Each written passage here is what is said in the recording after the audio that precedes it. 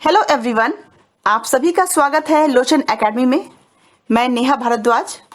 चलिए शुरू करते हैं करंट अफेयर्स के आज के क्विज सीरीज को। इस सीरीज के पहले प्रश्न को समझेंगे।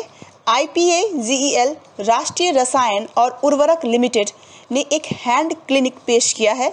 RPF को कौन सा दर्जा प्राप्त है?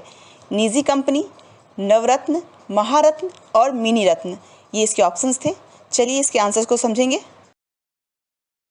कोविड-19 से निपटने के लिए सरकार द्वारा किए जा रहे प्रयासों में सहायता प्रदान करने के लिए रसायन और उर्वरक मंत्रालय के तहत सार्वजनिक उद्यम राष्ट्रीय रसायन और उर्वरक लिमिटेड RCF ने हैंड क्लीजिंग IPAGEL RCF सेफ्रोला पेश किया है। RCF जो है वो एक मिनी रत्न कंपनी है जो देश में उर्वरकों और रसायनों की प्रमुख उत्पादक है।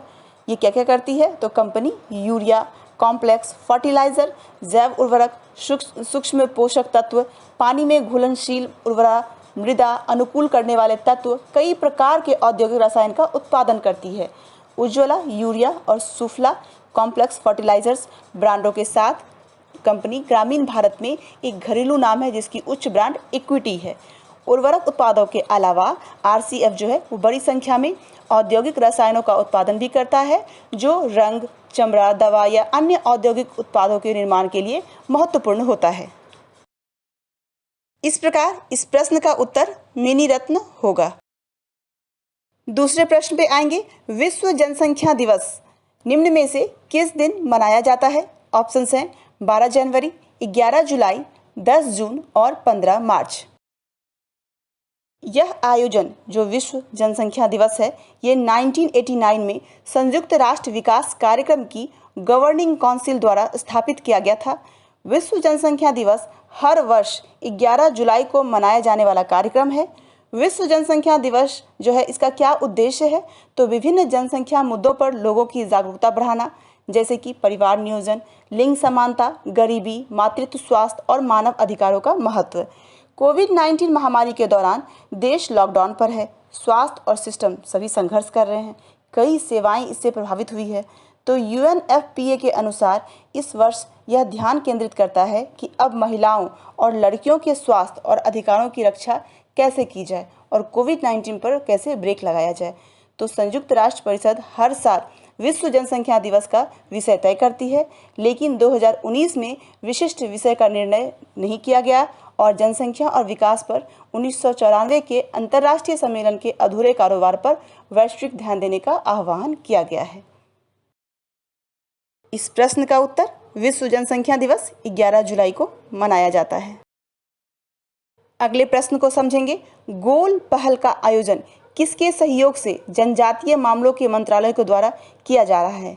ऑप्शंस हैं ISRO, Facebook India, Google India और माइक्रोसॉफ्ट इंडिया। झारखंड के मंत्री श्री अर्जुन मुंडा ने फेसबुक के सहयोग से पूरे भारत में आदिवासी युवाओं को डिजिटल कौशल प्रदान करने के लिए जनजातीय कार्य मंत्रालय द्वारा शुरू किए गए कार्यक्रम गोल का शुभारंभ किया। गोल का मीनिंग क्या हुआ?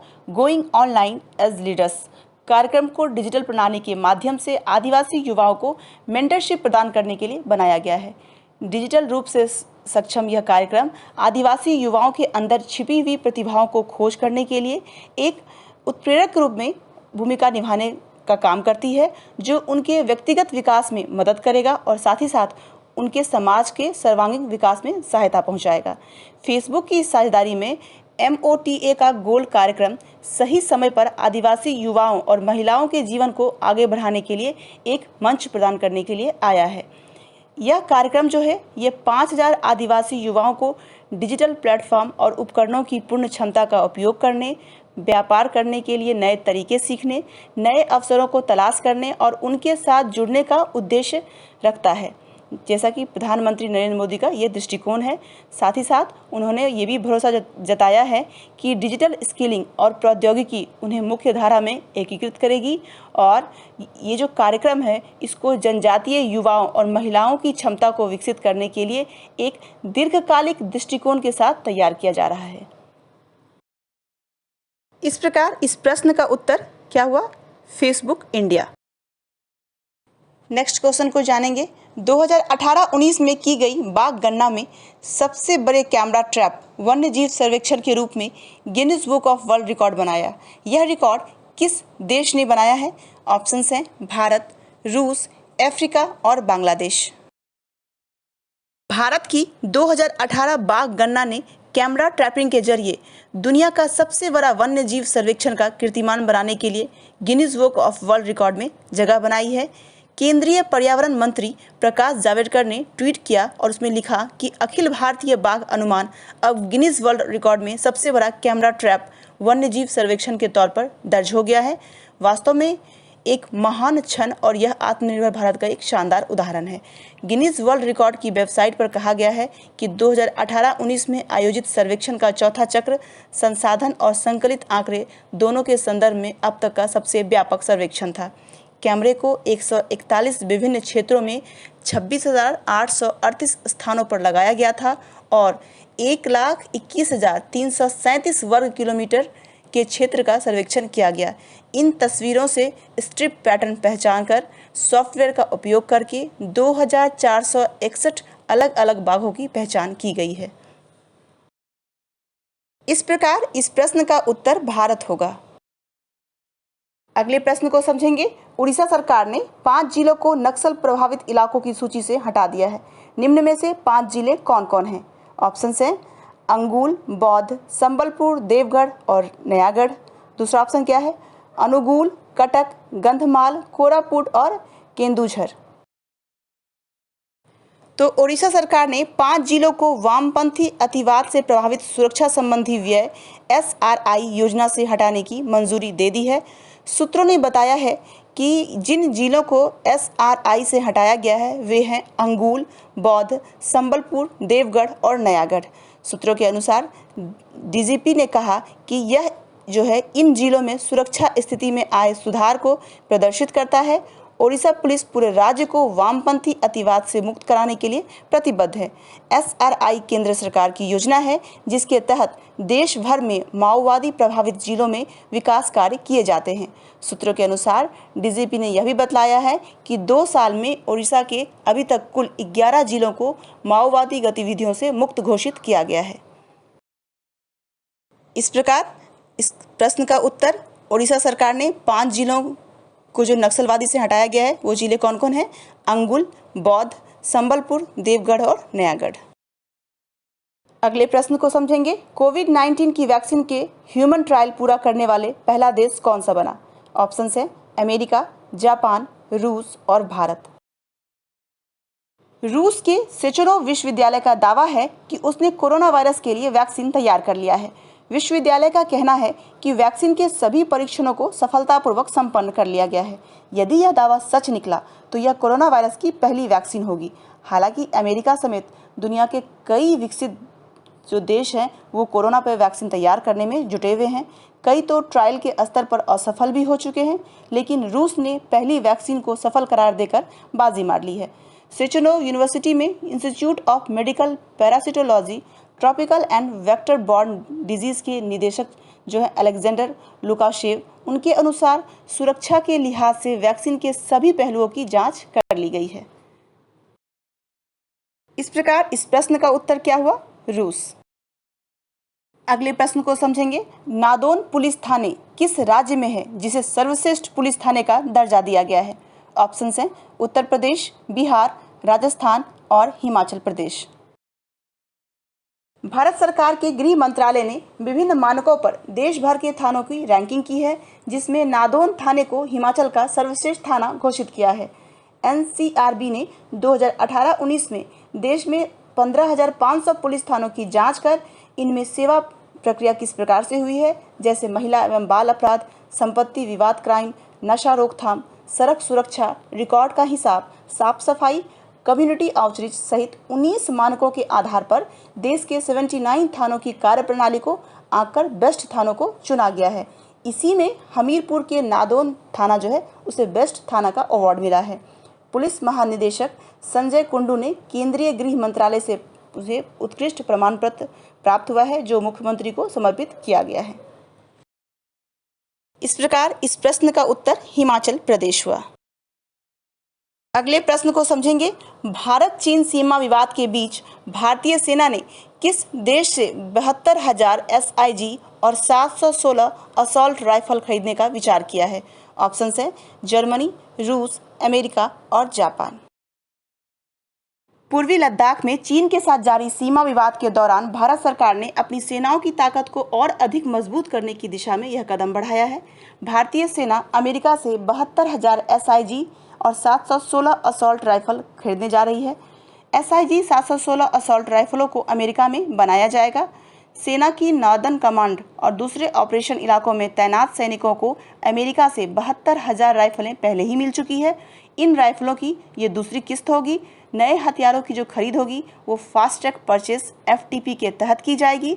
हथियार बनाने वाली अमेरिकी कंपनी सिक्स सॉयर से भारतीय सेना को ये राइफलें मिलेगी और ये नई राइफलें जो मौजूदा समय में भारतीय सेना को इस्तेमाल की जा रही इंडियन स्मॉल आर्म्स सिस्टम जो है INSAS राइफल्स की जगह लेगी। इस प्रकार इस प्रश्न का उत्तर अमेरिका होगा। अगले प्रश्न को समझेंगे। ऑस्ट्रेलिया ने किस देश के द्वारा हांगकांग में लगाए गए राष्ट्रीय सुरक्षा कानून की प्रतिक्रिया में हांगकांग के साथ अपनी प्रत्यर्पण संधि को निलंबित कर दिया है? ऑप्शन है कनाडा, रूस, अमेरिका और जापान। चीन के साथ संबंध सीमित करते हुए कनाडा ने हांगकांग के साथ प्रत्यर्पण संधि को निलंबित कर दिया है।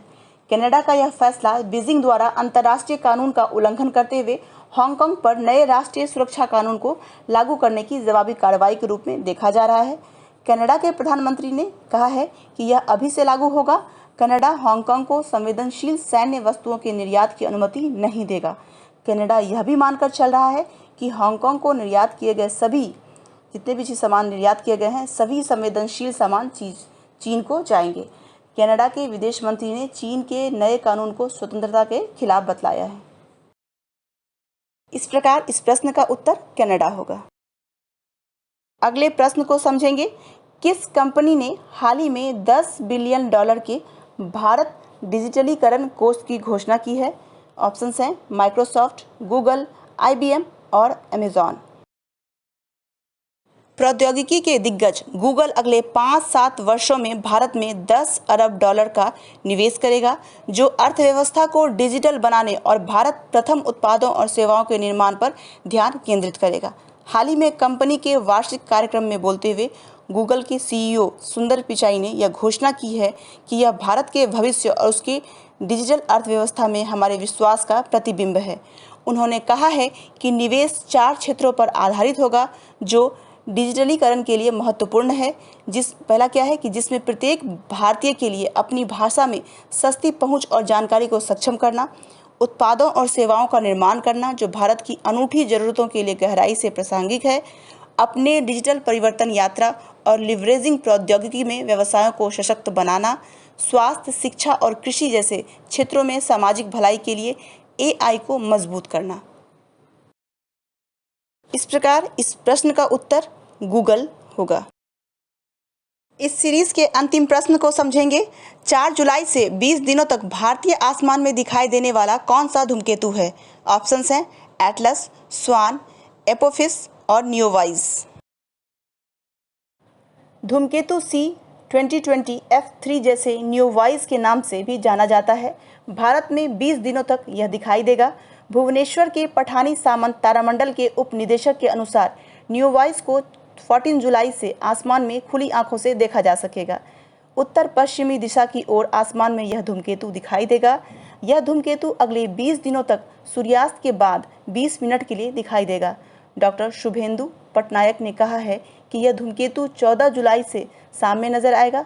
शाम के समय यह धूमकेतु आसमान में और ऊपर की ओर चढ़ेगा और लंबे समय तक दिखाई देगा। उन्होंने साथ में यह भी कहा है कि दूरबीन की मदद से इसे आसानी से देखा जा सकता है।